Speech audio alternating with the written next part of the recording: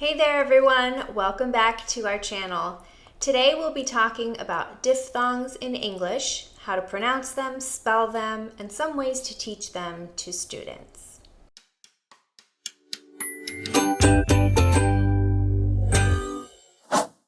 Hey there literacy lovers, I'm Taluka, your go-to guide for building a love of literacy in your classroom, one word at a time.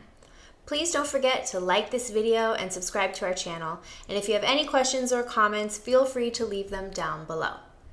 So today we're going to dive into the deep end of the English language and talk about everyone's favorite part, diphthongs. But first, let's take a second to talk about the Greek language and look closely at the word diphthong. So as you can see, we have the di or di, which means two. The root word is phthong, which means sound. So this helps us understand and remember what diphthongs are, literally two vowel sounds blended together. Unlike pure vowels, which are single vowel sounds that stay the same throughout the duration of the sound, diphthongs start with one vowel sound and glide into another. Now there are roughly 8 main diphthongs in English, and they're represented by different combinations of vowels and letters. Before taking a look at those, though, I do want to point out that diphthongs describe the pronunciation of vowel sounds, not the vowel letters being used. And as we know, pronunciations vary.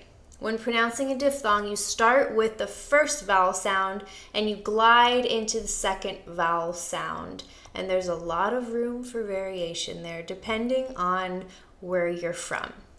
Now, with that said, let's go through some of the diphthongs that we teach to our students. The first one is oi, as in toy or coin. The second one is aw, as in hawk or laundry. The third one is oo, as in tooth, glue, and grew.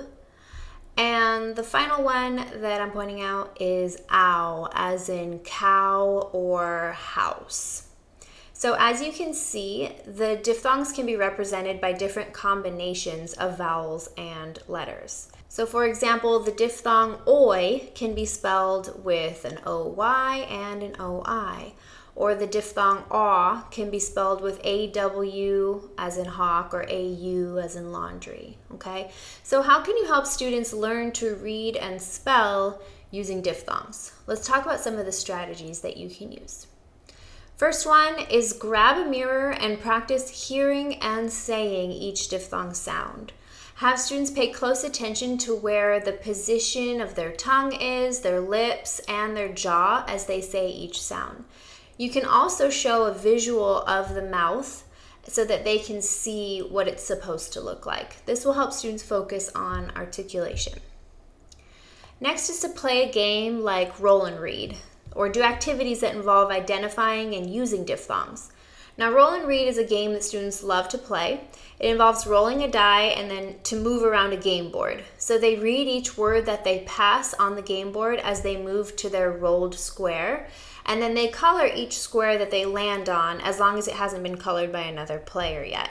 And then at the end of the game, the player with the most colored squares wins. This game allows students to practice reading each word with diphthongs while also, playing a game, collaborating and having fun. The next strategy is use mystery words. So give students clues about a word and have them follow along to uncover the mystery word. For example, begin with the diphthong aw. Add s to the beginning. Change the beginning sound to the blend cl. Now change the beginning sound to the blend dr. Add n as the final sound. What word do you have now? And that's your mystery word, drawn. This is also called word ladders because students are writing down the different words that you are verbally telling them to create with each step. So I've created a resource that provides targeted instruction for the diphthongs. We've got oi, ah, oo, and ow. This includes booklets that use a variety of words, single syllable and multisyllabic, to teach and provide practice for the different diphthong vowel sounds. These can help students learn the different diphthongs, and it'll allow them to explore and practice the patterns through mini lessons, independent practice, and partner games like the roll and read game. So if you'd like to try one of these booklets, I'll link that down below for you, along with a link to the whole pack of diphthong booklets. So that's it for today. I hope these tips have been helpful to you as you work to teach diphthongs in your classroom.